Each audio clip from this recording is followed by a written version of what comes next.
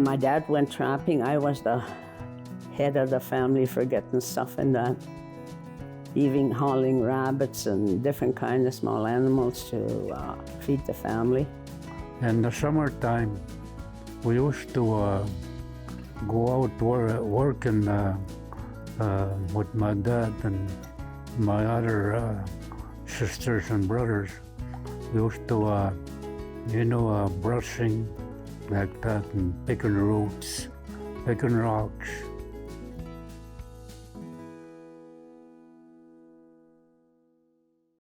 In 2014, Alexander First Nation and Shell entered into discussions regarding the construction of a lease road on Alexander First Nation reserve lands near Fox Creek, northwest of Edmonton.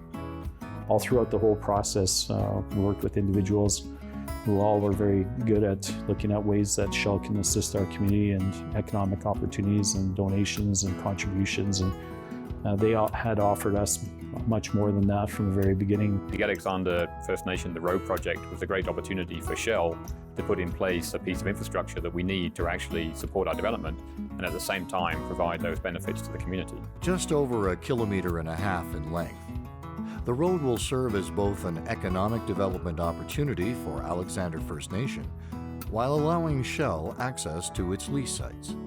Shell guaranteed that our people would be building the road and constructing the road, which is somewhat of a first because typically resource developers, they give the contracts to a prime contractor who's typically not First Nation, and then they work with the First Nation kind of on a subcontract basis.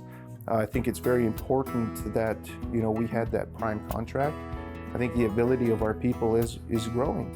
We're diversified, we're educated, we're trained, we're acquiring assets. It'll be a great place for employment for other community members, not just only us.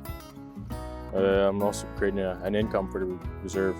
The project provided jobs to community members, but it also connects to education, innovation, and entrepreneurialism within the community. At the end of the day, entrepreneurship is about resiliency and about moving forward and taking all the conflicts and opportunities to seeing how you can resolve it, because that's where we as a community can prosper. I always see the benefit of growth.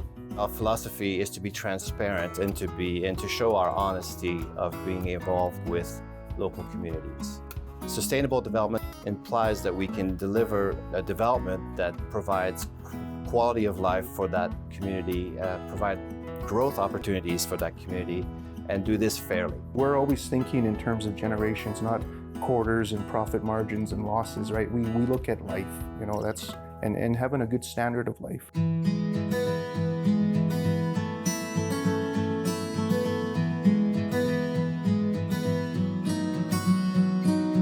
When I started school, I was at the end of the wagon trail. It was a caboose that we had to go to school in, and they built a fire in the caboose so we can be warm to get to school. Can you see a bird? The bird can fly. Of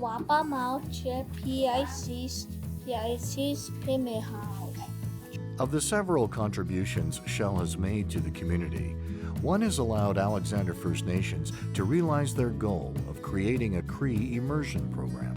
And that's contributed to our resource development in terms of the technology, and then the types of resources that we produce through the Cree Resource Program. And that aids in what we deliver to the students. With Shell's contribution, there is money for us to build a daycare as well. To see something physical in the community that the members can say that was because of our partnership with Shell, that we're able to see more community development, not just in roads, but in buildings as well, and in the language. It's not about the school in general, but it's about the nation. It's about protecting and preserving who we are as First Nation peoples. I've been presented with a unique opportunity in being a First Nations woman and also working for Shell. I think that spending time in the community without an agenda is important. Attending treaty days for the sake of attending treaty days and getting to know community members. Coming in to visit students who are experiencing the Cree language program.